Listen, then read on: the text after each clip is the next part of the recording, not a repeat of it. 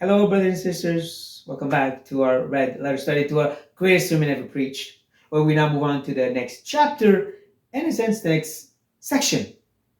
Last time around, Jesus really reminded them that their righteousness must surpass that of the Pharisees to enter the kingdom, and it showed them that it doesn't. Well, now he's going to flip the table and show them a way it could, a way their righteousness could surpass that of the Pharisees. He's going to do that in a cyclical way, telling them the wrong way to do it, the consequences of doing it, the right way, and the reward that comes with it. He's going to use that cyclical motion through three, I would say, religious pillar of the Jewish religion: almsgiving, prayer, and fasting. And I want to put the emphasis on Jewish religion, because we're too quick to say everything here is for Christians of the New Covenant. No, it's not. Jesus is talking to Jewish believers about being a disciple of his during his early ministry. Everything he's saying, and I'll show you, there's other language that shows you he's still addressing Jewish believers about being a disciple. It doesn't mean there's not stuff for us, not stuff to glean as believers, but we keep in mind the context. That will help us. The way Jesus is going to do it is by presenting one main thesis statement, one main point that he's going to develop through these three examples. So, he's going to start by saying, beware of practicing your righteousness before other people, in order to be seen by them. For then you will have no reward from your Father who is in heaven. Right away, Jesus says, beware. Stay focused on. Pay attention to. And then he tells them about the right way and wrong way of practicing their righteousness. So piety is another way to put this. Religious practices, which right away we cringe and say, wait, no, it's not about religion. It's about relationship. Today I'd say yes and no. Yes, there's a relational aspect. As much in the old as there was in the new, it was all about God's people being in a relation with God himself. But that never excluded, here's the no part, the religious practices that God also established in the new covenant. James talks about pure religion, but not just him. Paul and John and Peter and even Jude speaks of a way of practicing, a piety, a way of living our faith.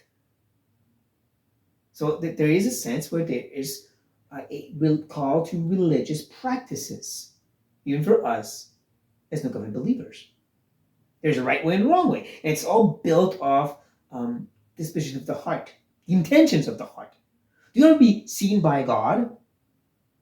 Or do you want to be seen by men? To be honored by God or honored by men? Now, right away, we say, wait a second, here's another problem. Jesus said in Matthew 5, last time around, that we want our good works to be seen by men. Is he contradicting himself?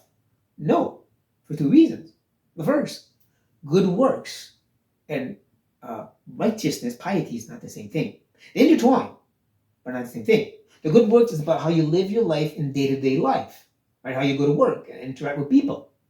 While the righteousness is all about your relationship with God, and that intimacy right there. But like I said, they do intertwine. The first one will show us that. Still, there's a difference.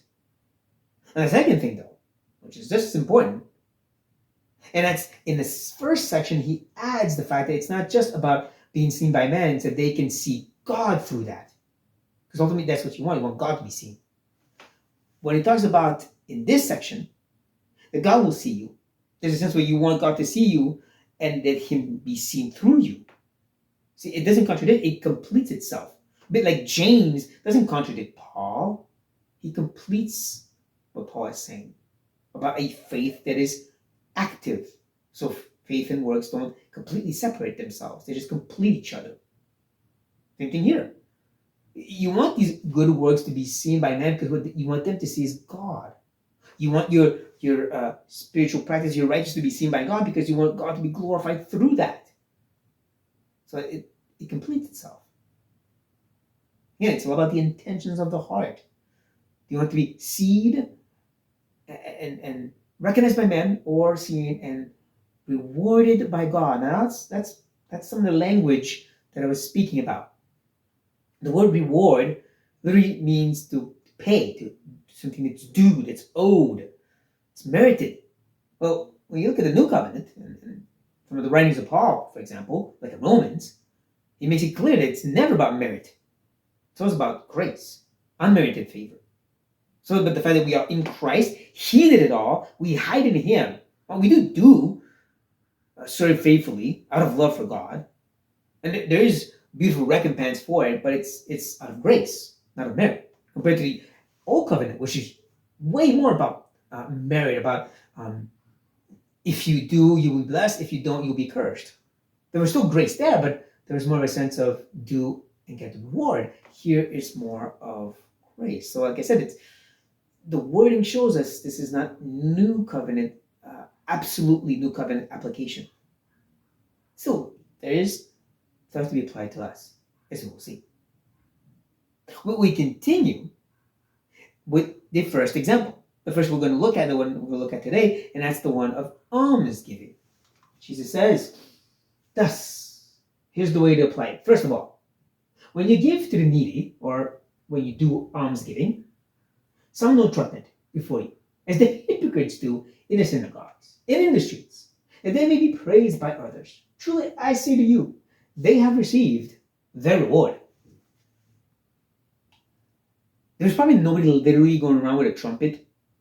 That's probably hyperbolic or imagery language, exaggerated. Nowadays, we can say something like blowing your own horn, right? You don't literally go around blowing your own horn. You're just trying to be seen and recognized. Look at all the great stuff I'm doing. That's the point. Not like people who create their own charities in their own name. This is the so-and-so charity that helps millions of people. Yeah, you're trying to be seen by man. You're trying to blow your own horn. You're trying to make yourself be recognized. But Jesus calls them hypocrites. They put on a mask. Put on a religious mask. You're trying to seem pious and sacrificial and loving, but in reality, you're just trying to be seen by men, being praised by men. We'll keep that for later. We'll put it in our pocket. He says, ultimately, here's your consequence. It's the wrong way. Here's the consequences. You get your reward already. You already received it. Praise. Applause. Look how much you give. How much he does. Bravo. There you go. That's it. You're going to get an earthly reward. An earthly payment for what you've done. Praise and adoration of men. Keep that in mind. Like I said, we'll put it in our pocket. Because here's the right way to do it now. When you give to the needy, do not let your left hand know what your right hand is doing, so that your giving may be in secret. Here is more exaggerated imagery, right? The left hand not knowing what the right hand is doing, that's physically not possible because they're connected to the same brain. You understand that there's a sense where this is exaggerated to show us what extreme you want it to be hidden. See, this doesn't mean that if you try to do it in secret and people found out, well, it doesn't count. You're not going to get rewarded for that. No. So the whole point is your intention was to just help because you wanted to help. You wanted to do good. It was not about being recognized and seen.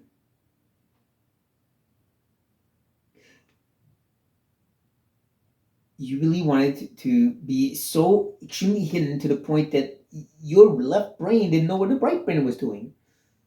See, it's really exaggerated to show how much you really don't want to be recognized. That's the right way. Is that you just want to do it because it's right. You want to do it because it honors God. And here's the reward that comes with it. And your Father who sees in secret will reward you. Remember that God is in the heavens? Jesus said in the beginning.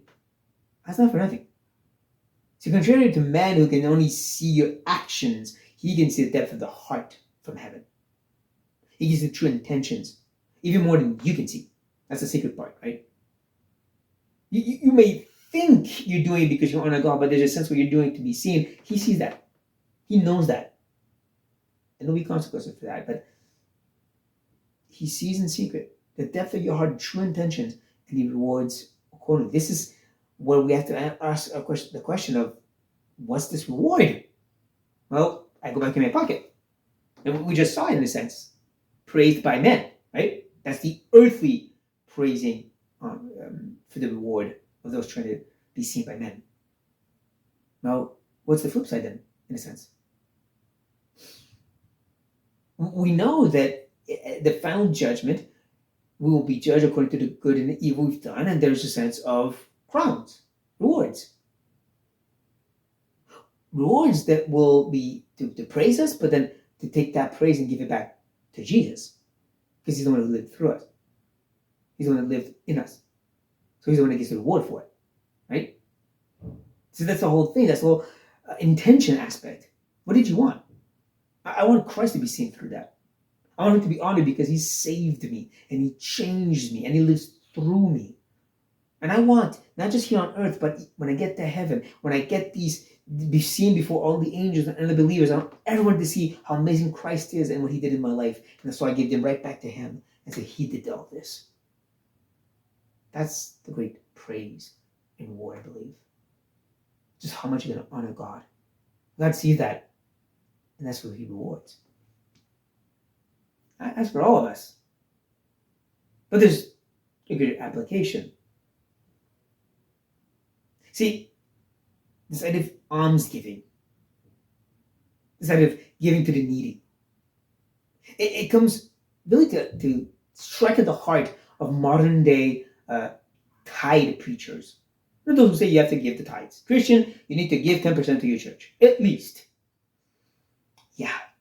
By saying that, they show that they don't understand the Bible, because there was actually more than 10% in the Old Covenant law. Yeah. There's actually 3 tithes of 10%, which made 30%. They'll never talk about that.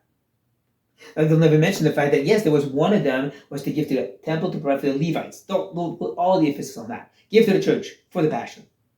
But they forget that there's another one. Was about celebrating God in some of the ceremonies.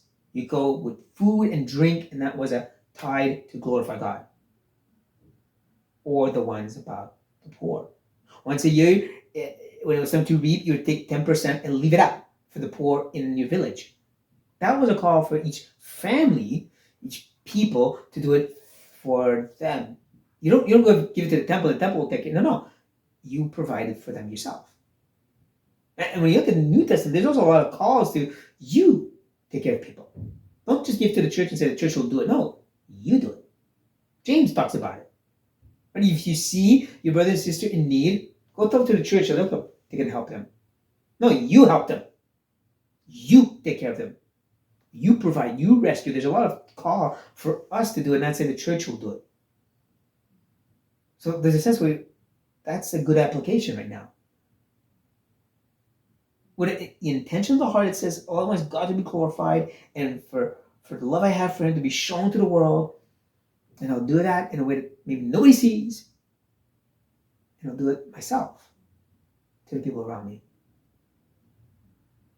It's not just about giving money to a charity. It's about how much are you willing to give to help those in need around you. And that'd be a good application of what Jesus is getting at here. Hopefully you found this helpful. On this note, be blessed.